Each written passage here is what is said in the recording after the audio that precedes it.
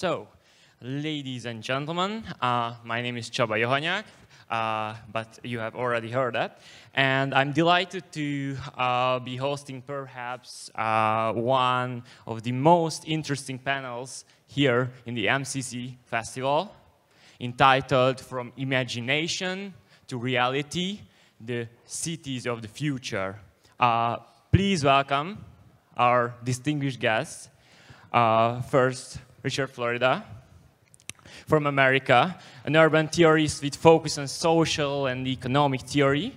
He is a beloved professor at the University of Toronto and an author of several books and publications, among which I would like to highlight The Rise of the Creative Class and my favorite, The Rise of the Global Startup Cities. Please welcome Mr. Florida.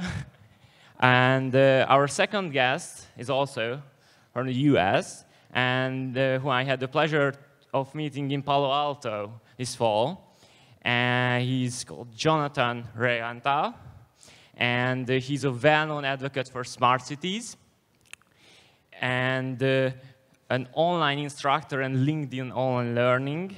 And he has written many, many books on this subject, perhaps the most notably the Smart Cities for Dummies. Please welcome Mr. Reichental. Thank you so much.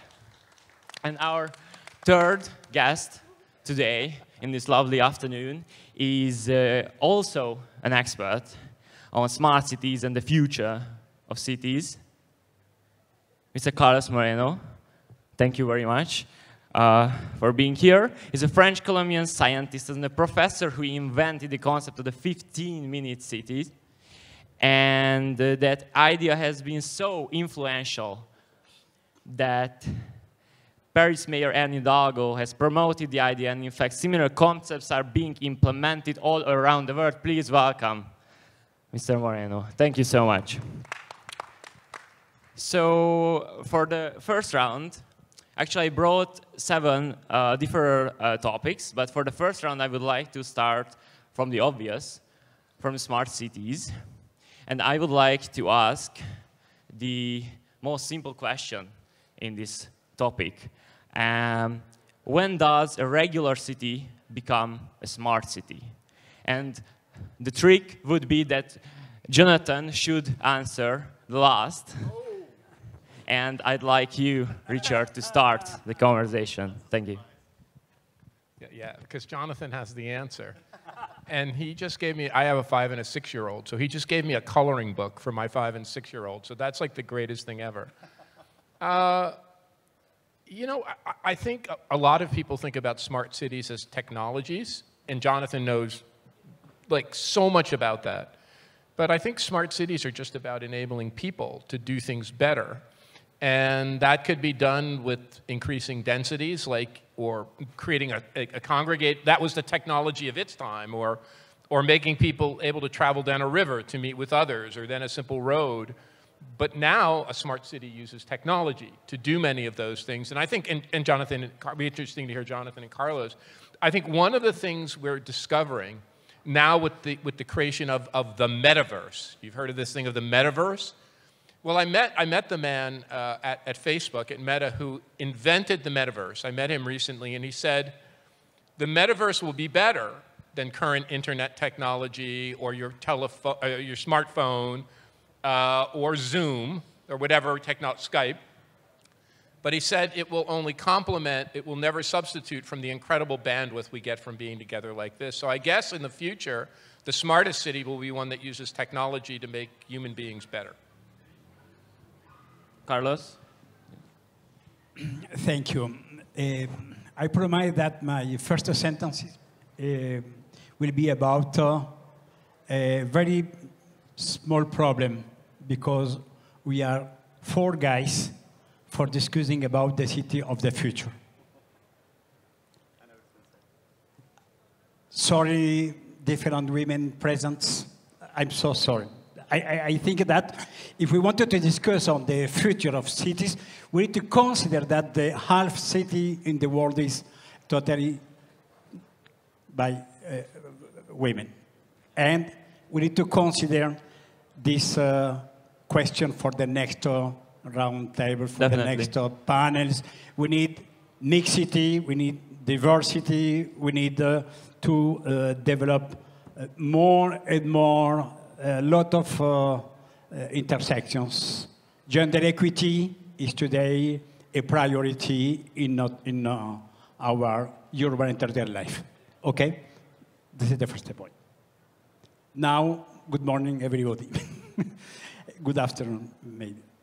The smart city, in my opinion, but Jonathan will discuss about it, is one of the first part of my technological life, because I developed a lot of different technological solutions for cities based on artificial intelligence, based on electronical solutions for proposing how could we optimize our cities. But in reality, for me, the most important point in smart cities is to have smart citizens, is to have happy life, happy citizens. I think that without smart citizens, it is not possible to have smart cities. To have smart citizens, we need to satisfy essential basic services. We need to develop more and more services with new technologies for connecting people. We need to fight against this isolation in several cases, because in these times of hyperconnectivity, a lot of people are socially hyper disconnected. I think that we need to connect people not only by technologies. We need connecting people by social, economical, and friendly activities. Thank you so much, Carlos. And now, Jonathan, you have the chance to express your feelings towards smart city.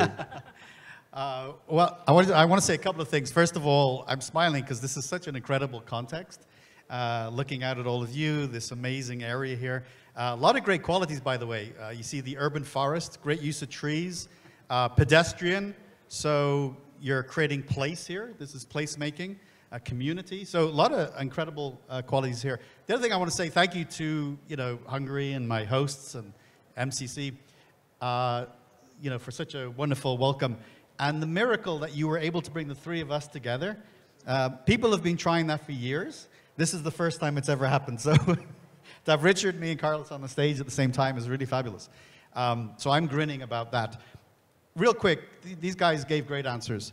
When you talk about what transitions a city to a smart city, you're really talking about the degree to which new ideas, innovation, and technology can improve livability, workability, and sustainability.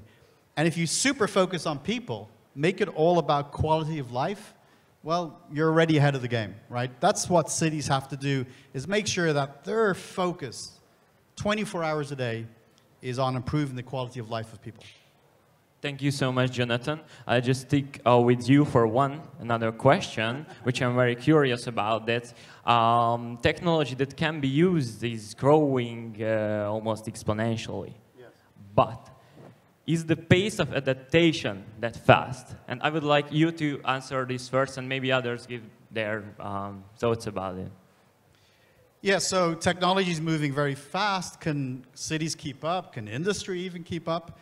Well, the marketplace is the great arbiter of what succeeds and what doesn't. Many technologies fail all the time because the market just isn't able to keep up or has no appetite for it. No difference in cities. The three of us see some of the most incredible ideas and technologies implemented all the time, but they fail. Simply, the community is not ready, the community is not interested, right? So that is a struggle. You can come to the table, you can come to a city, come to a mayor, and say, I have the most incredible technology, I want to roll it out, I want to deploy it in your city, and you may get a no because we're not ready, we have other priorities. So there is this very difficult balance between embracing the new and making sure that the existing works really, really well. The way that the communities that embrace new tech have succeeded is they separated. They have things like innovation districts, areas that are dedicated to trying out things before they deploy them to the city entirely. That's one way that you can think about this. And you'll find out a lot, because people will give you the feedback. They'll say, I don't like these cameras that are for traffic because I'm afraid it'll be disturbing my privacy, or it'll be taking pictures of my face or my children. So the community will tell you if it's ready for the technology. Thank you so much. Carlos, do you have anything to add in this regard? No, Jonathan said that the importance of to develop the technology for citizens' services. But in the first time, this meeting with this place making with the public spaces for having open discussions, I think that we need to develop these hybridizations. I love this term, hybridization, because on the one hand, we have our daily life, and on the other hand, we have lot of technologies. And we need to develop this convergence. How could we consider technologies as a powerful tool for develop social link, for develop economical added value activities, for developing more and more vibrant and livable cities. And technologies today is in reality present in the totality of our activities. And for me, smart cities is before all this new humanity connected by technologies, by sociability, by livability, in order to have a sustainable city, for be resilient against climate change, for be resilient against poverty, for be resilient against social exclusions. And we need to consider technology for developing otherness, for developing democracy, for developing transparency, for fighting against racism, against populism, because we need today to be in a humanistic way if we wanted to survive as a real humanity. Most definitely. Thank you so much for your precious insights. Richard, do you have anything to add? Yeah, very quickly. I mean, sometimes, like any human being, I worry that technology is outrunning our capacity to keep up with it. And, you know, I love my smartphone and I hate it. And I want to throw it away because sometimes I think it just ruins my ability as a human being to concentrate. I used to be able to read books and have deep thoughts, and now everything moves so quickly. But I guess what I think most of is we could do this on technology, right? The 3 or 4 of us could get together on FaceTime or Zoom, and we could do this. But it wouldn't be like 1/1,000,000th is good. Like, and I think that's the real key. The technology has a role, but this is way better. Like, being with actual human beings in a square, having this conversation is, in my view, 1,000,000 times better. So I guess that's the point. Maybe we just need a little bit more balance. And maybe the more we advance technology and we get optimistic about it, at least for me, the more I've come to value just doing this, just being with people. Yeah, thank you so much. I just wanted to just emphasize something Richard said, which is, you know, with all the connectivity and technology, you've got to make time to think. I really love that. You know, step away from the tech and think. Yeah. Let's encourage others to think. But moving on to the next topic, which is directed to Richard here. And so I have to tell you something that we are working on at the MCC Center for Next Technological Futures, which is very similar to one of your publications, The Rise of the Startup Cities, but we are working with scale-up cities, which are startups above $1 billion funding, because we think that these are the ones that need to be scrutinized. And our research on European scale-up cities indicates that traditional university cities produce successful startups. But, and this is the interesting part, small cities also have a chance by specializing in more specific and complex industries. This is what we found. And in your opinion, only global cities linked to strong universities can be catalysts for scale-up of the future? Yeah, so you mentioned this. I'm very lucky. I'm not particularly smart, but I get to work with a lot of really smart people. So one day, this young man said to me, we can collect information that no one else has collected on all the startups in the world. You used to have a list for Hungary or France or the UK or the United States, but no one ever could combine them. So he knows his computer science, and he compiled a list of all the places in the world that have startups. And there are 2 or 3 things that are interesting about that. The first is that in about the year 1995, almost 100% of all startups in the world were in America. If you look in the year 2017 when we did this report, half of all startups were in other parts of the world. That, to me, is just an incredible statement about how globally interesting the world is. The second is that obviously, because bigger cities have more people and they have more research universities and more technology-based industries, the preponderance of these startups, the big ones, were in big cities. San Francisco, which was the historical center of this, had the first. New York had a lot. London had a lot. Shanghai and Beijing had a lot. Mumbai had a lot. Paris had a lot. And then you went to places like Berlin or Toronto. And so there is some association between urbanization, if you will, and the rise of these startup ecosystems. But the third thing was really interesting. There were lots of really small places, small places that had really cool startup ecosystems. If you looked at those ecosystems as a function of their size, a place you want, Boulder, Colorado, which is this kind of wonderful ski town with a university outside of Denver, I think had the highest number if you looked at per population.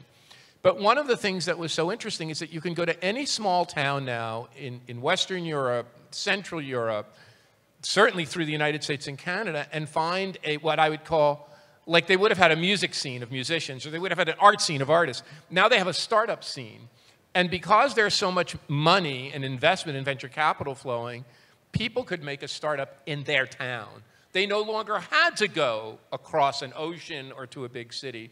So I don't think they might not be the biggest. They might not be San Francisco or New York or London or Paris or Toronto, but you can do it anywhere. And I think, and then the other thing that we know, which I think is really useful thinking about this here, is we used to think of the startups causing a brain drain.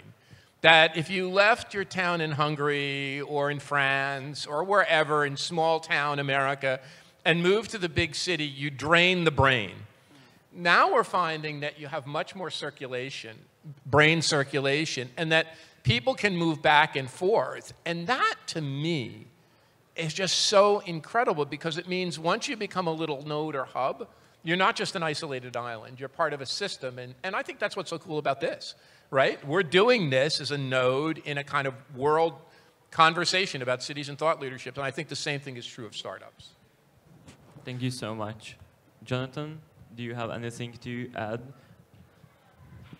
I don't know that I do.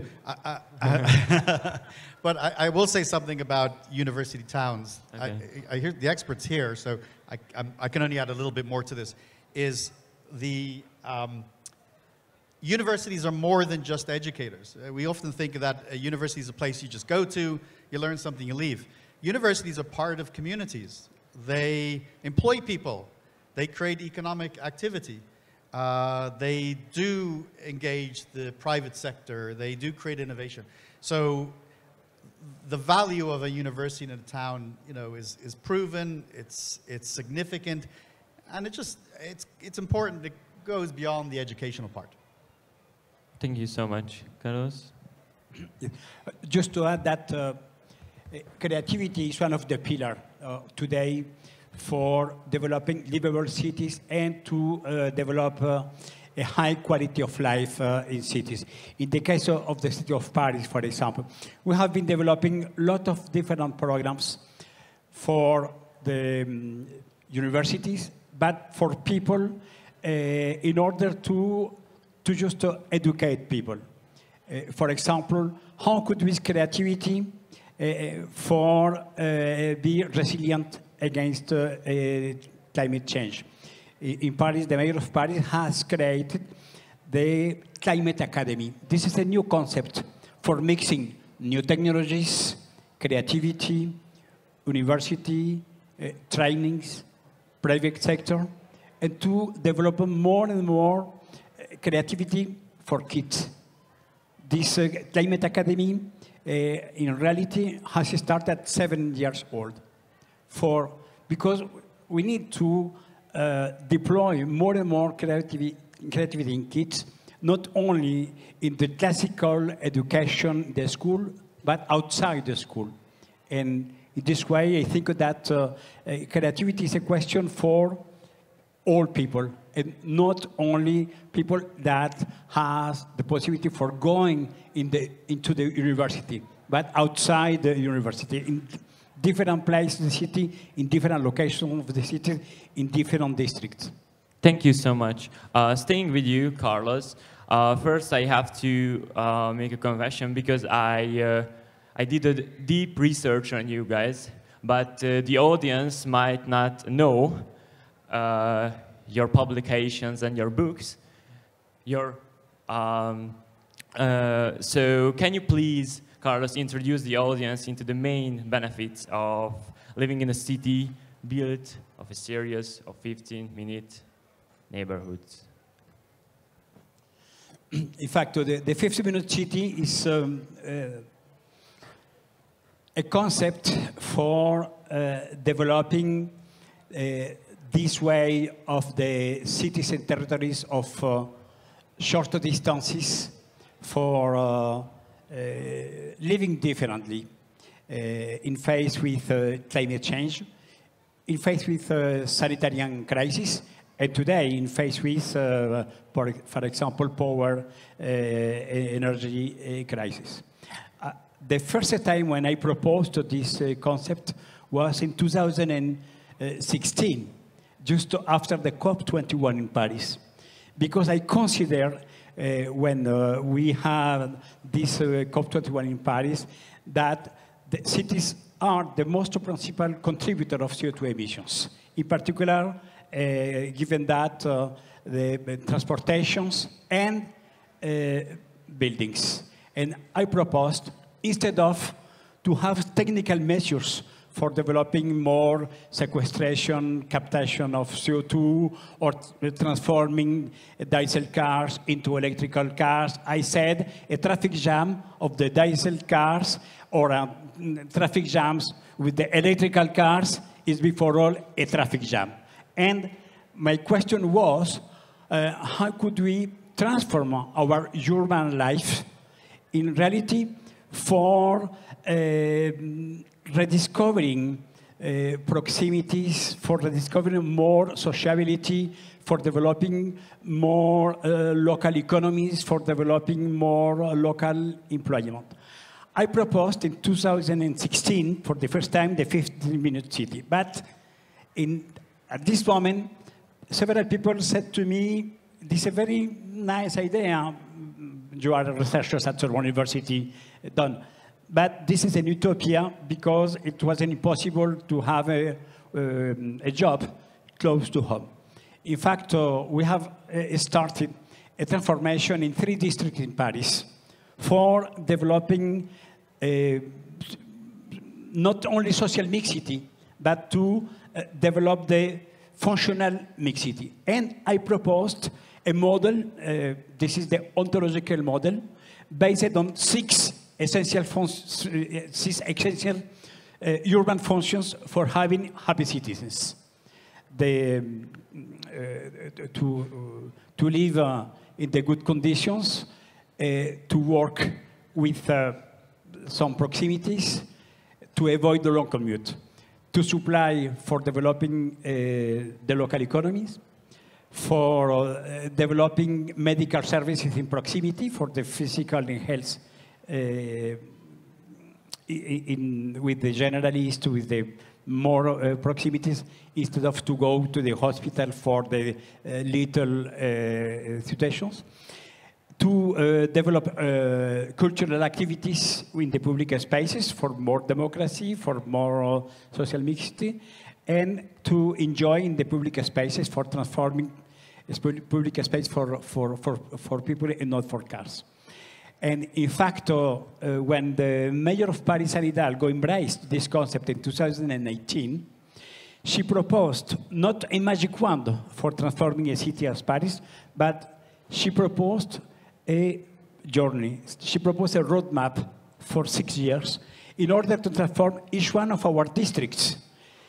Just to imagine that in Paris, every day we have 1.2 million people who cross the city from the east to the west just for working. 1.2 million people for a city with 3 million of inhabitants. This is unsustainable. With the COVID-19, this idea has become very popular around the world because we have the possibility for transforming our work style. We have the possibility for developing with new technologies, remote jobs. We have the possibility for transforming the business model of the big retailers. Instead of to have the mall for shopping, we have now the local commerces in cities. We have developing short circuits. We have developing with the real estate players the new programs for developing the functional mixity. Instead of to have a district only with buildings for housing and the opposite of the city building for the corporate district, we have been developing a lot of social and functional mixity. And today, this is a concept, in fact, adopted by the global network of mayors, the C40 city, for example, Metropolis. In the last 2 months, in the World Urban Forum in Katowice, in Poland, we have launched the International Observatory of Proximities with UN Habitat, C40 cities, and a lot of different organizations for federating this concept, because we have the possibility for customizing it with the several realities. The 10 minutes concept, the vital district, complex district in China.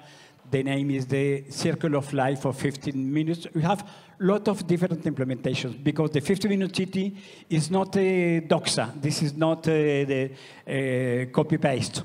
This is a vision, strategy, methodological guide for developing more mixity, more local economy, more social inclusions, more sustainability, for reducing our original CO2 footprint, and the most relevant to develop this concept of polycentricity, for breaking with the traditional urbanism after the Second War based on the specialized city, fragmented city, segmented city. We want to develop more and more organic density based on this capacity for having local services, reuse of buildings, multi-purpose functions, more solidarity, and new tools for managing different cities. And the first one, the participatory budget, for example, for fostering citizen dwellers to take part in these transformations. We have the possibility for funding with the new managing tools. Thank you so much. It's really remarkable, your success. But as a business/informatics/economics student, one question left me wondering that I would like to ask the rest of the panel as well, is that what can be done regarding this concept with underutilized capacities in this respect? How can it be solved in terms of economies of scale? Yeah, let me say something about the 15-minute city first. What this guy has done, Carlos Moreno, is probably the most important concept in urbanism of the past 2 or 3 decades. This idea, we all know it. It's like the best ideas are when you know something, but you don't have a word. You don't have a phrase. We all know we want to live like this. We all know we want to raise our family. But his brilliance is that he gave us the word. He gave the world the word.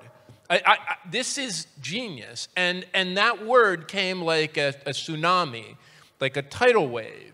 And it was incredible. And I think what happened is the pandemic, as horrible as it was, in every horrible tragedy, there's always a little silver lining.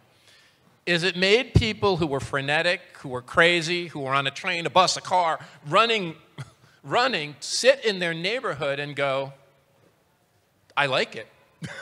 I like my life. And it's a very humanistic concept when you think about it. Look at this place where we are and think back to the people who made this place. Their whole living and working and educating were integrated. They lived in a 15-minute or 5-minute or small place. And then with the Industrial Revolution, we reached a point where we just started to separate everything. We thought we were making good technologies of trains and planes and cars, but we kept separating these components of human existence. And we were completely separate beings in these vehicles. And I think the great possibility of our moment is we can reintegrate our lives in our community. We can reintegrate how we work, how we live, how we're with our children, with our families. And it's just such a beautiful concept with regard to new places. Well, instead of just building, one of my idols was a woman named Jane Jacobs, brilliant urbanist, didn't teach in a university, was just looked with her eyes. And she said the great problem was these mono-economic, single cultural places. A central business district just for work, a suburb just for living, a giant school just for learning. And maybe when we plan a new place, we tend to make them like that. It's kind of stupid. That's a dumb city made like that. Maybe the learning could be that we should plan everything with some sense that they should have the pieces of integrating life be based on this 15. I think that's the learning, that's the way we should orient building new. Jonathan? Do I have anything to add to that? Excellent. I do. Well, by the way, I'm so happy it was raining the whole day, but for our little event here, we got the sunshine. Also wanted to say 3 professors, so you're never going to get short answers, right? But I'll make a short answer.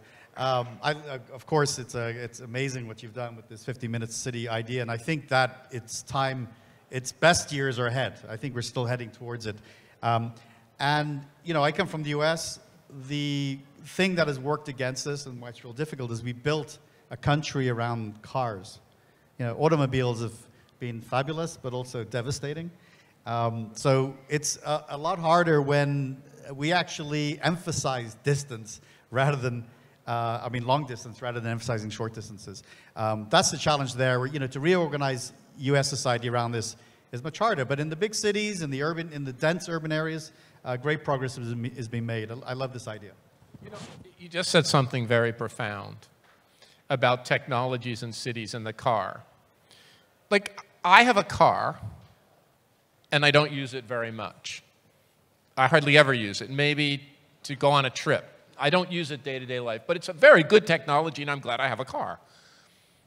I have a cell phone, but I try not to use it very much, and I don't like it when it overtakes my life. Maybe the key to technology is to have them but not use them very much. And they are good supplements, but when they take, like the car took over America, like the cell phone takes over your brain, they're good, that as long as you don't use them too much. Do you have anything to add?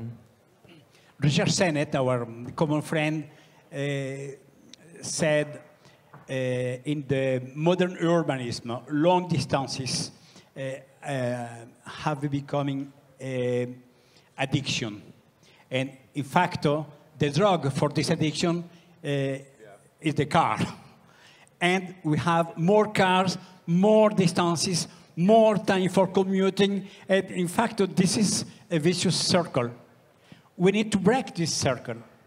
For 5, 6 decades, after we are in situation of car addictions, this car dependency is totally normal for living in a sustainable world today.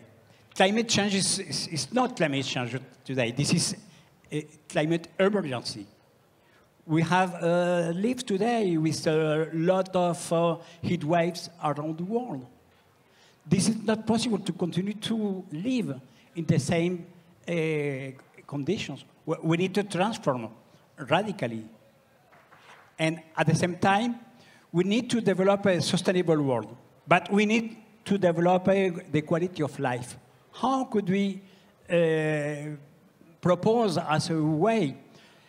The 50-minute city is a way for reconciling these new capabilities for developing local jobs, local economy, shorter circuits, livability, reconquer public spaces, have vegetalizations, refreshness, and at the same time to develop added value, to implanting local jobs with the technologies, with the remote jobs, to develop sociability. We need to fight against the social exclusion. We need to develop more and more social link. In fact, we need simply to transform in a new way our urban lifestyle and our territorial style. And some people said to me, this is only available in the high density.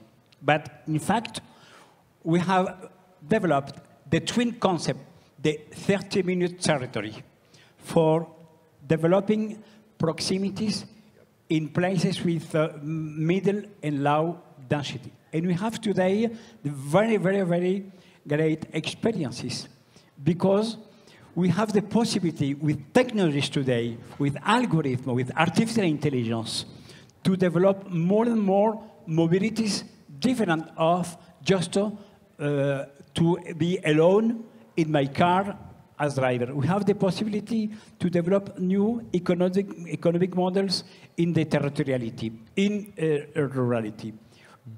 We need just to examining our trajectory differently. And I think that a significant element is our capability with the 50-minute city, with the 30-minute territory, to reconquer a useful time.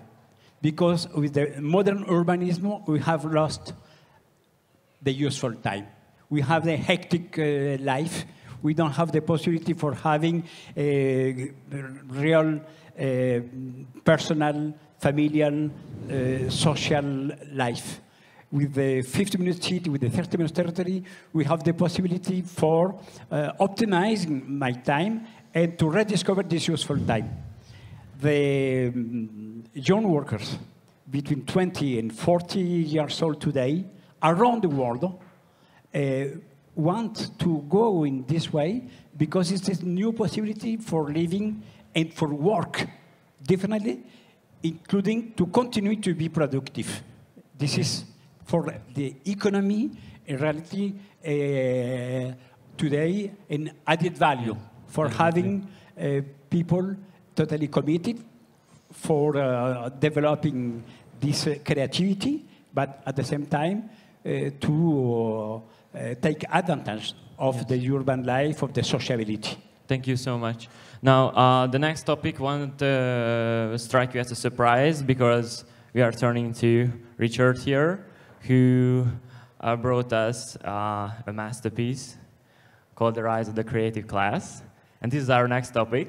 And my first question is directed to you, of course, because while innovation comes from creative class, living in diverse and dense cities, how our cities and the creative class has evolved since your masterpiece, The Rise of the Creative Class, was published? And how is the creative class different from the classic perception of a class?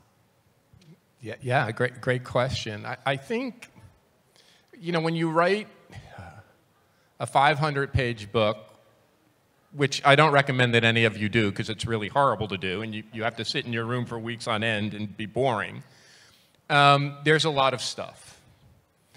And there's a lot of distraction in that book.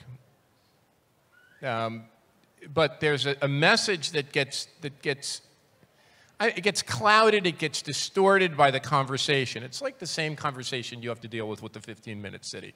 It gets distorted, but here's the message. Every single human being is creative. All of us, these little kids playing, boys and girls, men and women, regardless of where in the planet we were born, we are all creative beings. My father had a 7th grade education. He had to go to work during the Great Depression to support his family. He was so much smarter than me. The kids I grew up with in New Jersey who didn't complete elementary or high school because they couldn't learn from a book, they could learn by doing, they were brilliant. You see it in the United States where I'm from, in the history and legacy of African-American musicians like John Coltrane or Louis Armstrong or my idol, Jimi Hendrix. We can go on down this list. And the horrible tragedy is that, no, I shouldn't say this. The great progress of human history and what I call the creative class means that 100 years ago, less than 5% of people in the world were able to do creative pursuits to make a living. When I wrote the book, 1/3 of the population in advanced countries were able to do this for a living.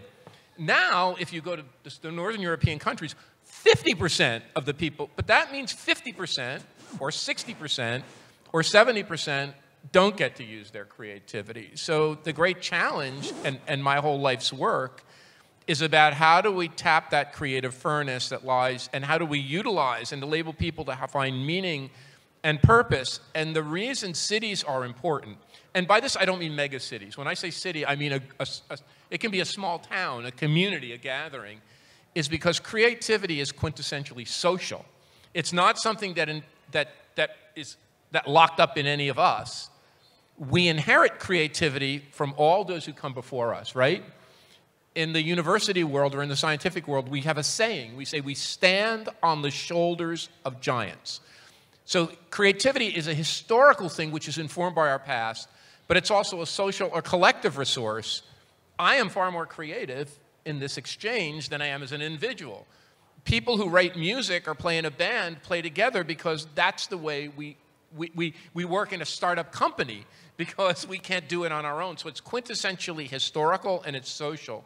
So that's my message. And hopefully as societies progress, at least it looks this way, that more and more human beings can get to not only be creative, but to get to use their creative spark to provide for themselves and their families. That's the message in the book. Thank you so much. So, turning to Jonathan here, connecting to this topic, my question would be, how can smart cities act as a catalyst for the rise of the creative class? So let me think. You know, one of the phenomena of cities today is many are embracing this idea of making their data available to their communities. That's a kind of a weird thing to say they're making that happen, because for many cities that's an obligation. They just haven't stepped up, right? You should know that, you know, there's a lot of scarcity in cities. You know, not enough time, not enough money, not enough skills. I'm talking about City Hall. And yet there's an abundance of data. We have tons of data. So cities have stepped up, a lot of them have around the world, and they say, you know, we have all this data that we collect and create based on the function of running the city. And now we're making it open. We're opening up open data. And so that's good, because you're sort of saying you have nothing to hide. It's great for transparency. It allows communities to use the data for research. But one of the things you can do is, by making that data available to your communities, you're basically saying, or inviting people to co-create with you. When I was leading a city, or part of leading a city, you know, the things we wanted to do were so long in terms of the list of things we'd love to do, and we knew we had to prioritize. We could do only a small amount. We were never going to get to the other stuff. And by the way, that's not unique to the city I was part of. That's part of cities. it's prioritization every 10 minutes. Every 15 minutes, it's prioritization. So, that's the other 15-minute city, right? So when you make that data available, you say to the community, you know, we can't solve a lot of the issues because we simply don't have the money or the time, but here's the data. You go ahead and let's co-create together, build things, innovate, use the data to inspire, you know, you and your teams and the community and make things happen. And this is a phenomenon that's sort of built up some momentum. It's, it sort of peaked about, you know, it's had some peaks and troughs, let's just say that. Hopefully it'll return, and as a lot of, you know, patterns in history, they come and go, and suddenly you have a breakthrough, and it's a big deal. I still think we've got that ahead of us. So tying it back to your question, every one of you sitting here listening or watching or being part of this audience here live, you might think to yourself, how can I be part of the creative class that actually improves my community? What can I do tomorrow? I have no tools or anything. Well, you have enormous amounts of tools. First of all the tools are accessible now. A lot of them are free, and you have the data, hopefully. If you don't, ask your mayor for it, you know. But most communities have it. I think that's a central way. This is one idea, one way that I've seen, I've been part of, and I've researched, that you can leverage the brilliance of communities to build a better community.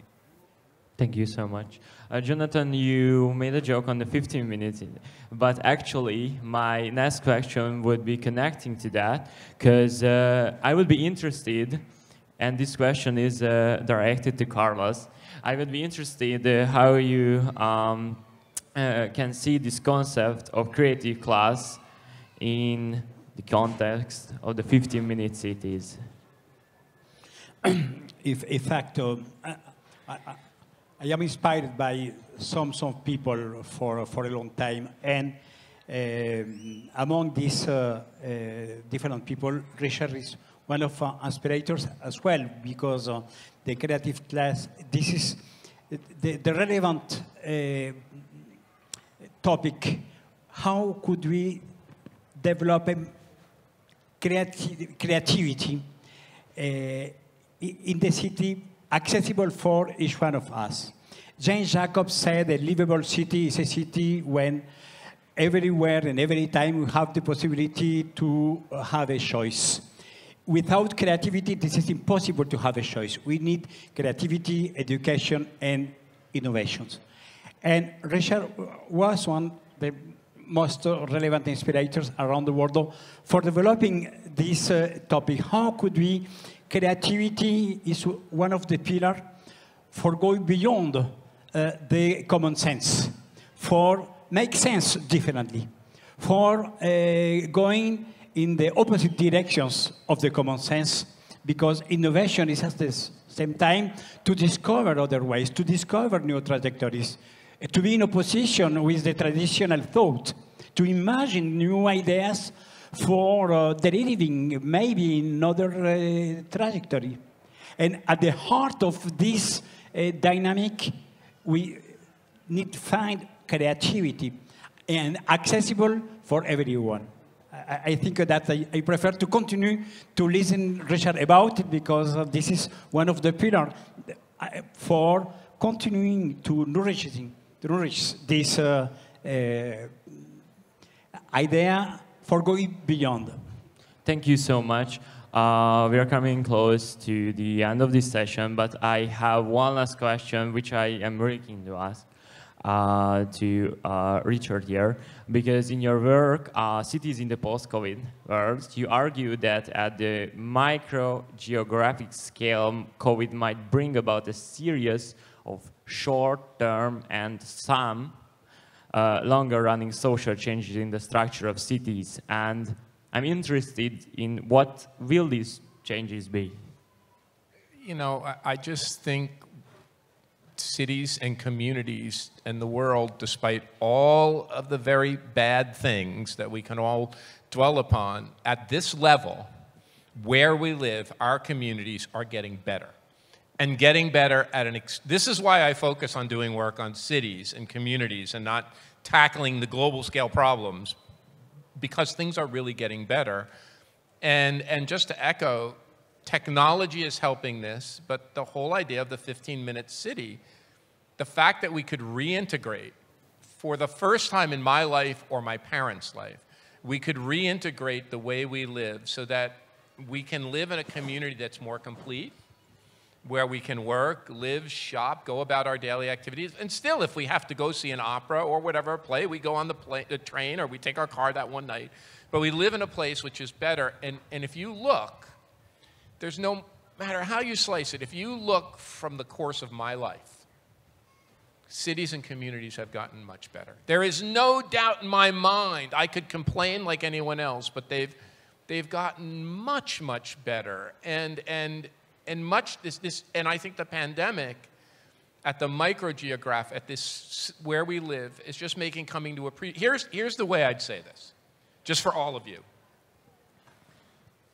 We make 3 or 4 big decisions in our life. Most people know that it's important to get a good education, and maybe other people know it's important to get a good job, and still other people say, no, you should pay a lot of attention to the person you choose as your life partner. Nobody ever tells you that the place you choose to live or the neighborhood or the community you choose to live is more important than all of that times 10. Where you go to school, where you go to work, who you meet, it all depends on sort of where you live. And so in many ways, it makes sense that they get better because it's the most important category. So I think the most important thing we'll see is that we're going to live in better, more integrated, more thriving, more sustainable places. And that's a net good thing. Thank you so much. Do you have something to add to this topic, Jonathan?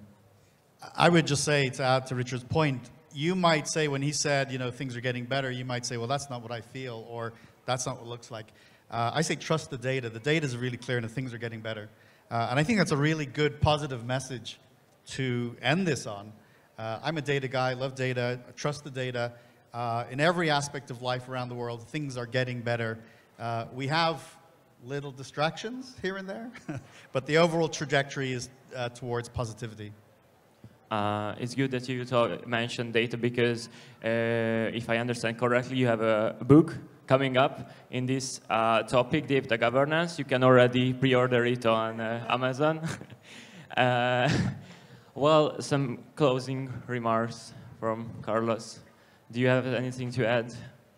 Just for finishing, because after Okay. Jonathan, in fact, in the 15-minute city we have an aspect very strategic, the exploration of territories by the data, by the maps and digital algorithm. This is a very important point because today the different mayors, citizens, in fact, know the 15-minute city by the services usages in the city. But with my team, we have been developing a very powerful digital platform based only in artificial intelligence and algorithms for exploring a territory 100 meters by 100 meters and to identify the technical name is the hidden resources.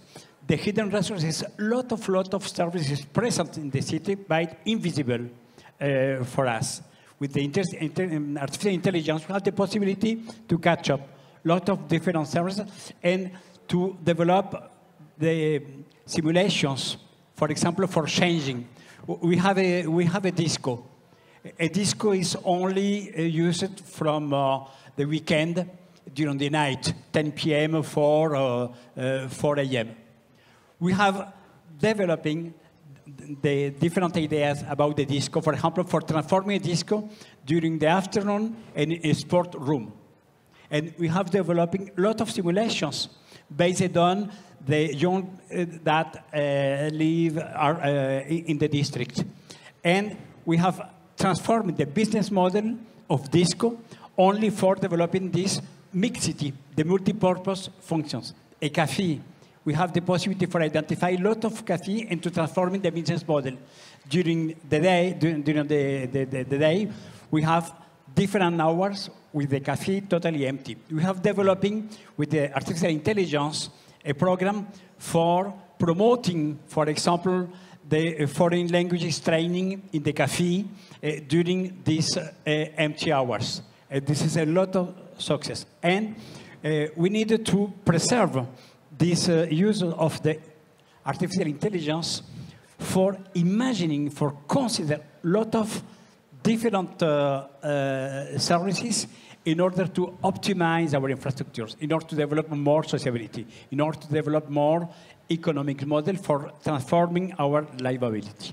Thank you so much for joining us today afternoon. Thank you for accepting our invitation and participating in this wonderful panel.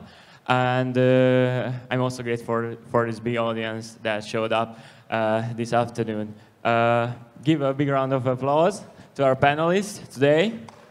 Carlos Moreno, Jonathan Reichental, and the child. And the women present in the audience. Yeah. The women. Thank you so much.